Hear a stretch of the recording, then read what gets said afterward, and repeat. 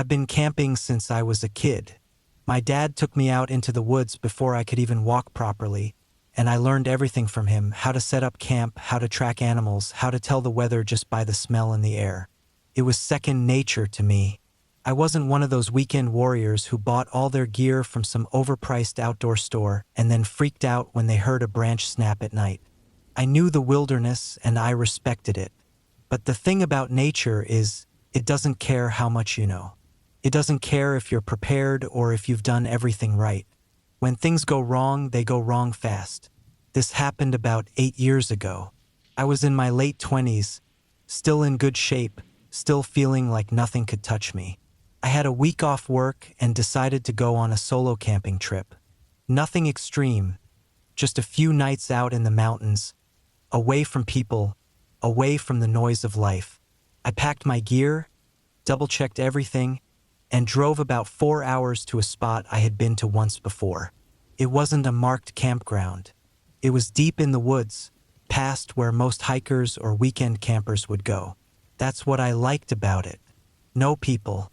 I parked my truck on an old logging road, hiked about 5 miles in, and found a spot near a small creek. Perfect location. Water nearby, plenty of flat ground for my tent, and surrounded by thick forest. I set up camp just like I always did. Tent secured, firewood gathered, food hung up in a tree away from camp. Everything was normal. The first night was peaceful. I sat by the fire, cooked some food, listened to the sounds of the forest. I släppte fine. The second day, I decided to do some exploring. I had a GPS with me, but I didn't need it. I had my compass and I kept track of landmarks. I hiked up a ridge to get a better view of the area. That's when I saw something strange. Down in the valley, maybe a mile away from my camp, there was an old cabin. I hadn't seen it on any maps. It looked abandoned, roof partially caved in, walls leaning at odd angles. I figured it was an old hunting cabin or maybe something left over from when the area was logged decades ago. I made a mental note to check it out the next day. That night, things felt different. It wasn't anything obvious at first, just a feeling. The forest was quieter. I didn't hear as many night sounds. No owls, no rustling in the underbrush. It was just still. I told myself I was being paranoid. Sometimes the woods are quiet. It doesn't mean anything. But then, around midnight, I heard something. A snap. Not like a branch falling from a tree. More like a deliberate step. Slow. Heavy. I lay in my tent, listening. My hand was already on my knife. Silence. Then another step. Closer. I controlled my breathing, kept still. The fire had burned down, just glowing embers now, so my camp was mostly dark. I didn't want to grab my flashlight and make myself a target. Another step. Whatever it was moving toward my tent. I've camped enough to know the difference between an animal and a person. Animals move with purpose, sniff around, make noise. This was different. Then nothing. For the next hour, I lay there, every muscle tense, listening. I never heard it walk away. By morning, I had convinced myself it was just an animal, maybe a deer moving strangely.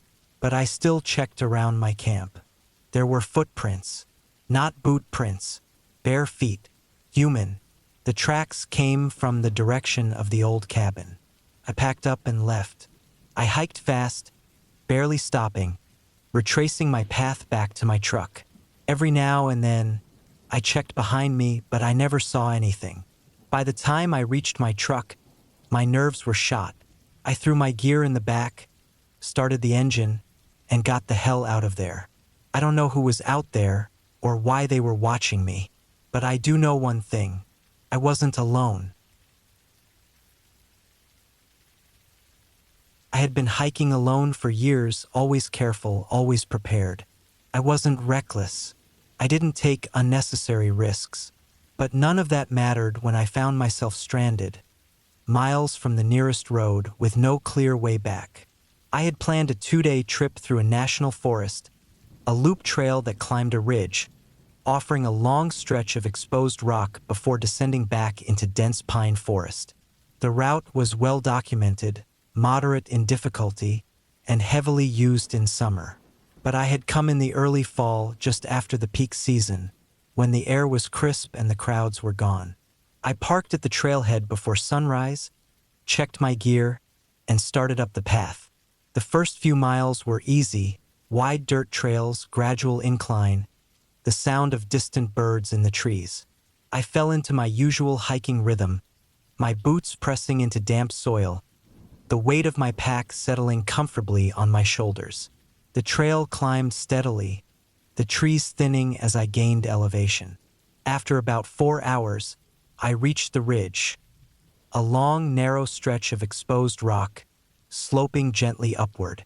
I took a break, sitting on a boulder, drinking from my water bottle. The wind was stronger up here, carrying the sharp scent of pine and cold stone. I looked ahead. The trail followed the ridge for another few miles before dropping into a valley, where I planned to camp for the night. I kept walking. The path was easy to follow at first, marked by small cairns, stacks of rocks left by other hikers. But as I moved further along the ridge, the markers became less frequent. I didn't think much of it at the time. The terrain was open with good visibility, and I could see where the trail should be leading. Then the wind shifted. A low, heavy gust swept across the ridge, colder than before. The sky had darkened, not storm clouds, but a dull, flat gray. I stopped, checking my map. The terrain didn't match what I expected. The ridge seemed narrower than it should have been, the drop-off steeper. I turned back the way I came, and nothing looked familiar. The cairns were gone. The boulders I had passed earlier weren't there. It was just open rock, sloping downward on both sides, with no clear path. My pulse picked up. I wasn't lost. Not yet. I had a compass. I had my map. I had daylight. I moved carefully, picking my way back toward where I thought I had come from. But the terrain kept shifting. Small ridges and dips that hadn't been there before.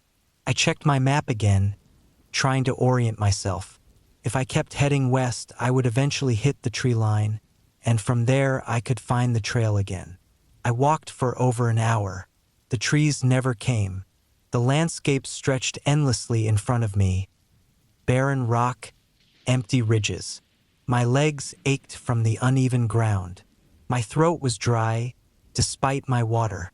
Then I saw something ahead. First, I thought it was another cairn, a small stack of stones, slightly off balance. But as I got closer, I realized it wasn't a cairn at all. It was a pile of bones, not animal bones. My stomach clenched. I knelt, staring at them. The bones were old, yellowed, weathered by wind and rain. Some had been cracked as if by pressure.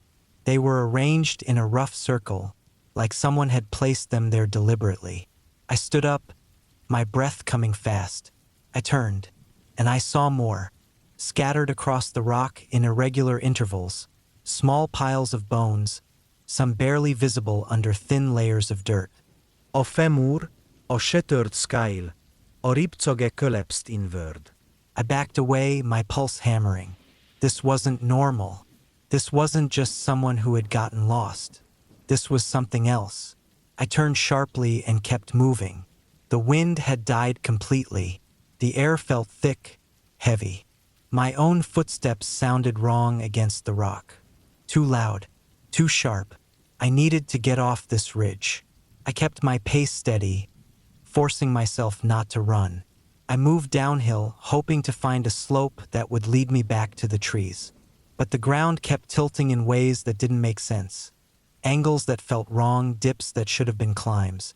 Then I saw the cave, a narrow opening, barely visible in the rock face, partially hidden by a ledge. I hesitated. Every part of me screamed not to go near it. But I needed shelter. I needed a place to stop, to think. I stepped inside. The air was colder, damp. The space wasn't deep, just a small hollow in the rock, barely tall enough for me to stand. but the walls were covered in scratches. Deep, uneven gouges, overlapping each other in chaotic patterns. I stepped closer, running my fingers over them. They weren't random. They followed a pattern, a frantic repetition of shapes. Tallies, hundreds of them carved deep into the stone. I stumbled back, my breath quickening. I turned to leave, and outside the cave, less than 50 feet away, something moved. It was low to the ground, barely more than a shadow against the rock. Crawling, moving with deliberate, jerky motions. I didn't stop to look. I ran. I scrambled down the ridge, slipping on loose stone, my pack throwing me off balance. My knees hit the ground hard, pain jolting up my legs. I pushed forward, breath burning in my chest. The landscape blurred, rocks, dips, uneven ground. I didn't stop. I didn't look back. Then trees. The moment I saw them, I sprinted. I crashed through the underbrush, branches whipping against my arms. My boots slammed into soft dirt. I kept going, running until my lungs felt like they would split. Then I collapsed. I lay there, gasping, my body shaking. The forest was silent, normal. I pulled out my map, my compass. My hands were trembling so badly I could barely hold them. But I wasn't lost anymore. I could find my way back. I walked for hours, refusing to stop. By the time I reached my car, the sun was setting. I threw my pack inside, slammed the door, and started the engine. I didn't look back. I never reported what I found. I never told anyone about the bones, the scratches, the thing I saw, because I knew no one would believe me, and because I knew, somewhere out there, in the empty stretches of rock, in the places where the trail disappears, there are things you aren't supposed to find. And once you do, they don't let you go. I had been camping solo for years, ever since I was in my early 20s. Something about being out in the wilderness, away from the constant hum of civilization, made me feel grounded. It wasn't about adventure or pushing my limits. I just liked the quiet, the long stretches of silence, the smell of pine and damp earth, the distant sound of running water from a stream or lake. That year, I decided to camp out in a remote part of Montana. It wasn't an official campground, just a spot I found on a topographic map. A clearing by a lake, miles away from the nearest road, nestled between rolling hills and thick forest. It looked perfect. No tourists, no RVs, no campfire smoke from families roasting marshmallows. Just me, my tent, and the wild. The drive took most of the day. I parked my truck on the side of an old service road, unloaded my gear, and started hiking in. The trail was barely a trail at all, more like an old animal path that had been reclaimed by the forest. I had my GPS, a compass, and a paper map, so I wasn't worried about getting lost. I'd done this plenty of times before. By late afternoon, I reached the spot. It was even better than I expected. A flat patch of ground near the lake, shaded by tall pines. The water was calm, barely rippling, reflecting the pale blue sky above. No signs of other campers, no trash, no broken branches from someone setting up before me. It felt untouched. I set up camp the way I always did, tent first, then the fire pit. I collected some dry wood, stacked it neatly, and made sure I had enough for the night. Once that was done, I sat by the lake and ate a quick dinner. The sun was starting to dip behind the hills, casting long shadows across the clearing. The air cooled the way it does in the mountains, and I pulled on a jacket. As the light faded, I started a small fire. I wasn't the type to sit around it telling stories or getting lost in thought. I just liked the warmth, the way it kept the night from creeping in too close. The forest was quiet, aside from the occasional rustling in the underbrush. Normal sounds, squirrels, maybe a deer moving through the trees. Nothing that put me on edge. But as I sat there, something started to nag at me. A feeling, the kind you can't explain.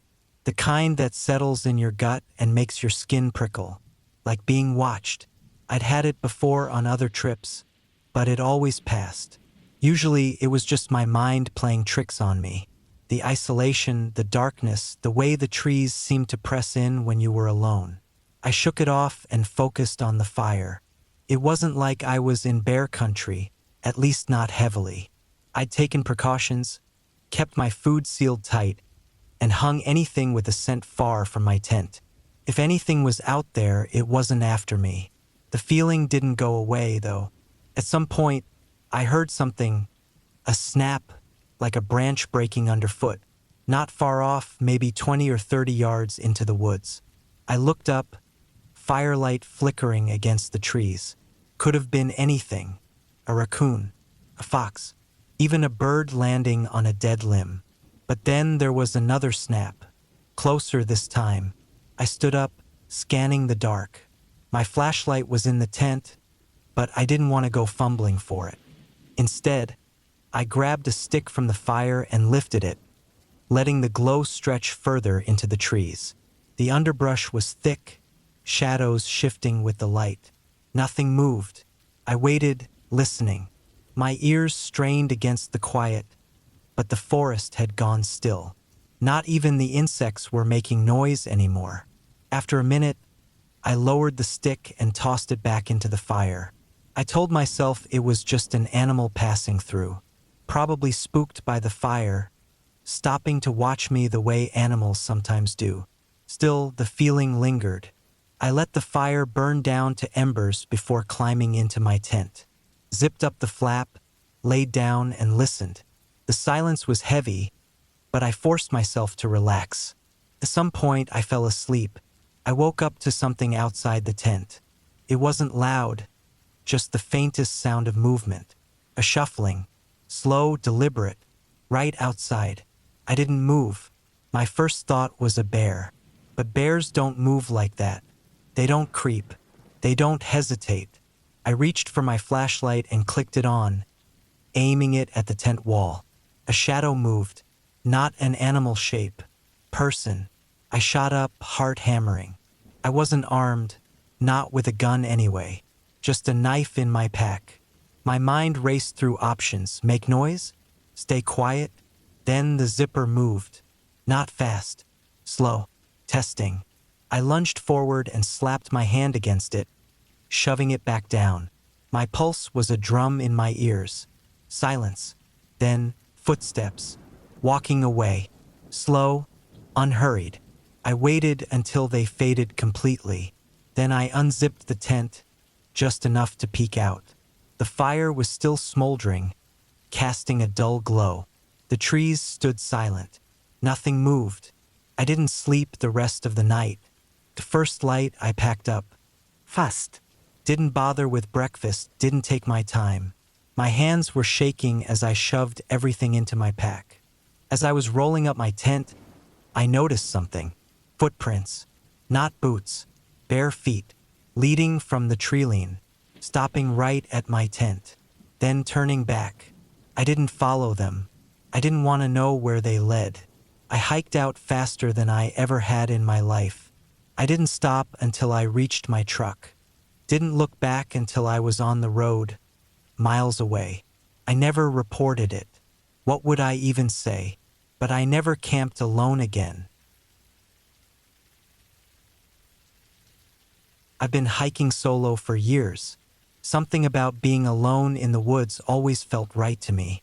The quiet, the fresh air, the feeling of moving through untouched nature without a schedule or responsibility. It cleared my head like nothing else could. That's why I took the trip. It was late September, just as summer was starting to fade into fall. The days were still warm, but the nights had that creeping cold that reminded you winter wasn't far away. Perfect hiking weather. I had planned for a 2-day trek, one night in the woods, nothing extreme. Just a break from normal life. The trail I picked wasn't popular. That was intentional. I didn't want crowds, didn't want families with screaming kids or loud groups blaring music from portable speakers. I wanted solitude. I found a place deep in the mountains, about a 3-hour drive from home. A long, winding dirt road led to the trailhead, and by the time I got there, my car was the only one in the small gravel parking lot. That was a good sign. I took my time checking my gear before heading in. Backpack loaded with food, water, tent, and emergency supplies. A map, a compass, a flashlight with extra batteries. I even had a satellite phone just in case. I wasn't careless. The first few miles were easy. The trail was well defined, though clearly not used often. Fallen leaves covered the dirt path, crunching under my boots as I walked. The forest was dense, but the sunlight filtered through in streaks, warm and golden. The air smelled like pine and damp earth. It was exactly what I needed. By midday, I had covered about 6 miles. I stopped near a creek, ate a protein bar, and drank some water while listening to the quiet sounds of the forest. No cars, no voices, just the rustling of leaves and the occasional distant call of a bird. I felt good. That feeling didn't last. After my break, I got back on the trail. The plan was to go another 4 or 5 miles before setting up camp for the night. The path started to get rougher. Not difficult, just less maintained. Fallen branches forced me to step carefully, and parts of the trail were narrow, with steep drop-offs to one side. That's when I saw the first sign that something was off. A boot print. It was old, partially washed out from rain, but it was there. Someone had been through here before me, which wasn't strange on its own. But what was strange was how deep it was. Like whoever left it had been carrying something heavy. I didn't think much of it at first, just something I noticed. I kept walking. The trees grew thicker, the sunlight dimming as the canopy closed in above me. The trail felt different now, more overgrown, less defined. I checked my map. I was still on the right path, at least I should have been. Then I saw the second footprint. This one was fresher, and it wasn't alone. There were several, all leading in the same direction I was going. But something was wrong with them. They weren't normal hiking steps. They were erratic, spaced unevenly, like someone had been stumbling or limping. A cold feeling settled in my gut. I told myself it didn't mean anything. Maybe someone had gotten tired, maybe they had a bad knee. There were 100 explanations, but I couldn't shake the feeling that something wasn't right. I kept moving. The trail got worse. The further I went, the less it looked like a real hiking path. The trees grew closer, the underbrush thickening. I checked my map again. I should have reached a fork in the trail by now, a spot marked on the map where the path split. One route leading to a scenic overlook, the other continuing deeper into the forest. But there was no fork, just an unbroken stretch of trees in every direction. I stopped, took a deep breath. I had been following the trail. I hadn't gone off course. But now the trail wasn't there. I turned around. The path behind me was gone. That wasn't possible. I had just come from there. But when I looked back, all I saw were trees, thick and unbroken. The footprints, mine included, were gone. I stood there for a long time, heart hammering, trying to make sense of it. The air felt heavier. The forest was silent. No birds. No wind. Then I heard it. A sound.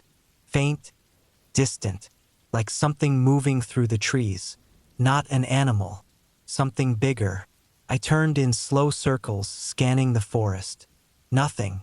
Just trees, stretching in every direction. I wasn't alone. I forced myself to stay calm. Took out my compass. The needle spun uselessly, refusing to settle. That shouldn't have been possible. I pulled out my map, but it felt pointless. None of the landmarks matched what I was seeing. The landscape around me was different from what had been marked. I wasn't lost. Something else was wrong. I picked a direction and started walking. I needed to find anything familiar, a landmark, a clearing, even just a way out of the thick trees. I kept my breathing steady, moving carefully, trying not to panic. Then I saw it. A structure. Not a house, not a cabin. Something smaller. a metal cage. It sat in a small clearing, rusted and old. Too big for an animal trap, too small for a proper holding cell. The bars were bent in places, the door hanging open. And inside, something lay crumpled on the ground. Bones. A mix of animal and human. I stared at it, stomach twisting. Then, behind me, I heard movement. Slow. Deliberate. I didn't turn around. I walked. Then I walked faster. Then I ran. Branches tore at my arms. Roots tried to trip me, but I didn't stop. I ran until my lungs burned, until I thought I was going to collapse. Then suddenly I was back at the trailhead. I don't remember how I got there. One moment, I was deep in the woods, running from something I never saw. The next, I was standing beside my car, gasping for breath, covered in scratches and dirt. I didn't question it. I just got in my car and drove. I never went back. Some places aren't meant to be found. There's something about hiking alone at night that makes the world feel different. The trails I walk during the day, the ones I know like the back of my hand, take on a different personality after dark. The trees seem taller, their shadows deeper. The sounds of the forest, birds, insects, the wind shifting through the branches, stand out more. Even the dirt beneath my boots feels softer, quieter. I've always preferred hiking at odd hours. It started as a way to clear my head, a way to escape the noise of town. The woods around here are vast, spreading out in all directions, cutting through neighborhoods and stretching far beyond the highways. Some of the trails are well maintained, others barely used. I like to push deep into the lesser-known areas, the ones where you can walk for miles without seeing another person. There's something peaceful about it. Walking in the dark, knowing that most of the world is asleep while you're out there with nothing but the sound of your own breath and the rustling trees. Some nights, I hike so late that I end up watching the sunrise from deep in the woods. It's a sight that never gets old. How the darkness slowly melts into soft blues and oranges. How the first light filters through the leaves. It makes the long hikes worth it. But one night, I found something that made me rethink my whole routine. It was past midnight when I set out, later than usual. The air was cool, the kind of early autumn chill that makes your breath fog up just slightly. I had a good flashlight with me, but I preferred not to use it unless I had to. My eyes had adjusted to the darkness, and the moon was bright enough to guide me.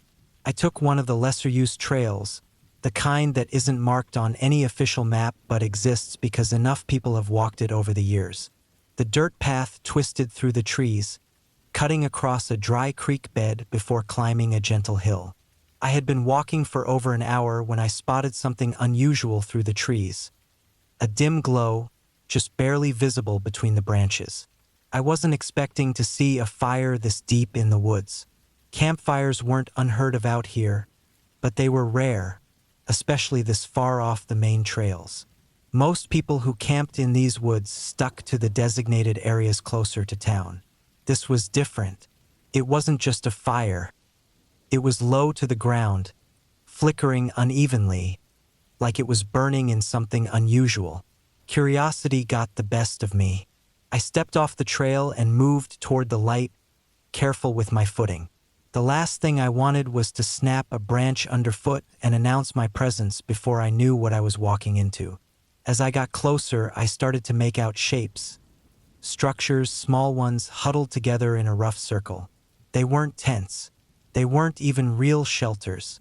They looked like makeshift huts, pieced together from whatever scraps someone could find. Metal sheets, tarps, bed sheets strung up on sticks. Some of them barely stood taller than my waist. Others looked big enough for a person to crawl into. It was a shantytown right in the middle of the woods. The fire sat in the center of it all, burning inside the hollowed-out frame of an old tire. The rubber had burned away, leaving just the metal skeleton, blackened and misshapen from the heat. The flames flickered weakly, casting just enough light to see by. But there was no one there. That was the part that didn't make sense. The fire was still burning, but the whole place was silent. I stood still, listening, not just to the woods, but to the camp itself.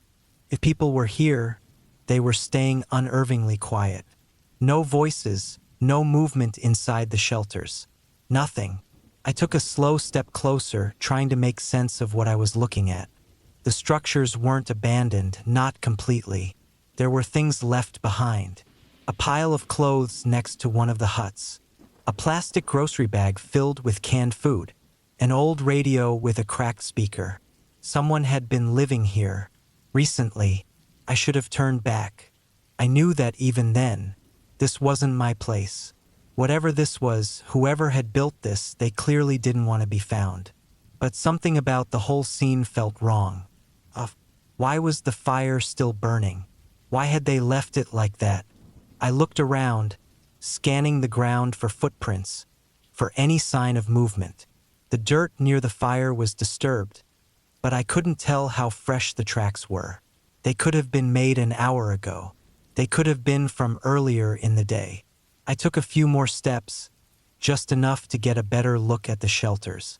Up close, they looked even more fragile, held together with rope and duct tape. Some of them had pieces of furniture inside, old chairs, a small table with a broken leg, a foam mattress pad half covered with a sleeping bag. Still, no people. That was when I felt it, the unmistakable feeling of being watched.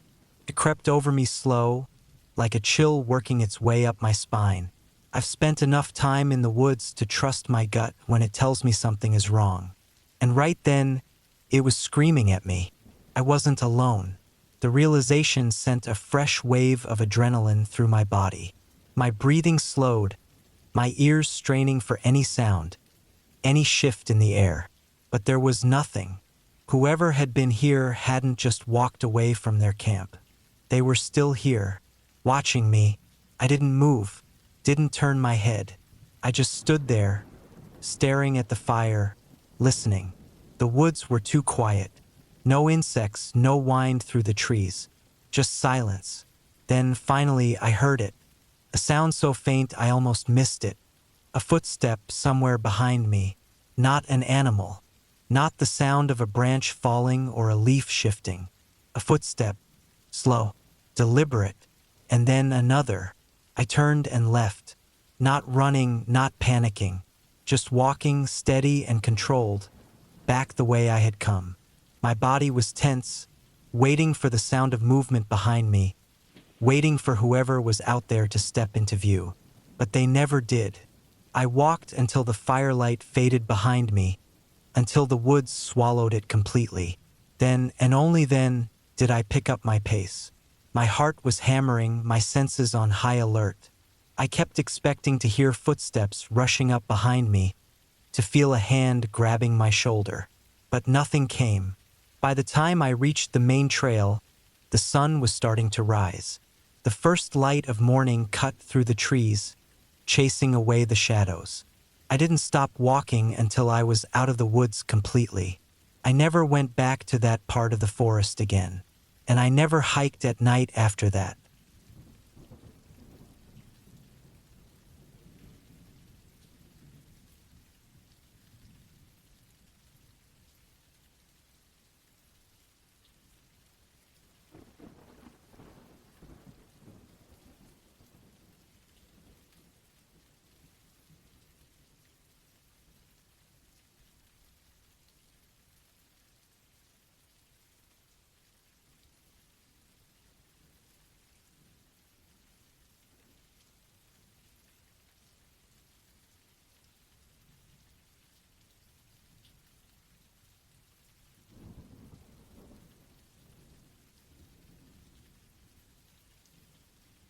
I've always loved camping. The solitude, the quiet, the way the world feels bigger when you're deep in the woods with nothing but the trees around you. I never minded being alone out there. It was something I looked forward to. But after what happened on my last trip, I haven't gone back. I don't know if I ever will. I had planned this trip for months. I wanted somewhere isolated, somewhere that didn't see a lot of foot traffic. I found a spot on a map, deep in a national forest, far from any established campsites. No trails leading to it, no roads nearby. Just dense forest, a small lake, and absolute silence. It was exactly what I wanted. I packed light but made sure I had everything I needed. My tent, my sleeping bag, a small stove, a hatchet, a knife, a water filter. Enough food for a few days. I carried a GPS just in case, but I preferred maps. I didn't bring a gun. I had never needed one before. The drive took most of the morning. I reached the edge of the forest just before noon, parked my truck on an old dirt road, and started hiking. The first few miles were easy. The air was cool, the ground covered in fallen leaves, soft underfoot. I moved fast, wanting to reach my campsite before dark. The deeper I went, the quieter it got. No traffic noise, no distant hum of civilization. Just the wind in the trees, the occasional chirp of a bird, the rustle of a squirrel moving through the underbrush. It was perfect. I found the spot just as the sun started dipping behind the trees. A small clearing near the lake, surrounded by thick pines. The ground was level, dry. No signs that anyone had been here in a long time. I set up my tent, gathered some wood, and got a fire going. That first night was peaceful. I sat by the fire, ate, listened to the crackling of the wood as the flames flickered. The stars were bright overhead, the lake perfectly still. Felt good to be out there, away from everything. I went to sleep easily. Sometime in the night, I woke up. Took me a second to realize why. Footsteps, slow, deliberate, moving just beyond the light of my dying fire. I froze, holding my breath. The steps circled my campsite, crunching softly in the leaves. Then they stopped. I stayed like that for what felt like an eternity, my pulse hammering in my ears. Eventually, I must have drifted back to sleep. By morning, it felt like a dream. But when I stepped outside my tent, I saw them. Footprints. Not mine. I told myself it was nothing. Maybe an animal. Maybe I had imagined the sound. The prints could have been old. I ignored the unease in my stomach and went about my day. I spent the morning hiking, exploring the lake, taking in the silence. The further I got from camp, the better I felt. Out there, in the open, under the bright sun, it was easy to believe I had overreacted. But when I got back, something was wrong. The firewood I had stacked was scattered. My pack had been moved, not torn through, not ransacked, just moved, like someone had looked through it. I stood there for a long time, staring at it. Then I grabbed my knife and kept it on me for the rest of the day. That night, I kept the fire burning bright. I stayed up, listening. The forest was silent. No wind, no movement, just the occasional crack of the fire, the distant hoot of an owl. Then footsteps, slow, careful. I gripped my knife, staring into the dark. The steps circled my camp again, closer this time. Then they stopped. I didn't sleep. I sat there, knife in hand, waiting. At some point, I heard them again, moving away. I stayed up until dawn. As soon as the sun rose, I packed. I didn't waste time. I shoved everything into my bag, kicked dirt over the fire, and started hiking. The whole way back, I felt watched. Every few minutes, I'd stop and listen. The forest was still, but I couldn't shake the feeling. When I reached my truck, the door was unlocked. I knew I had locked it. Inside, nothing was stolen, but the glove compartment was open. The papers inside were scattered, like someone had gone through them. I didn't stop to think. I started the engine, locked the doors, and drove. As I pulled onto the road, I glanced in the mirror. At the edge of the trees, just before the forest swallowed the clearing, someone was standing. Watching. I didn't slow down. I didn't stop. I haven't been back since.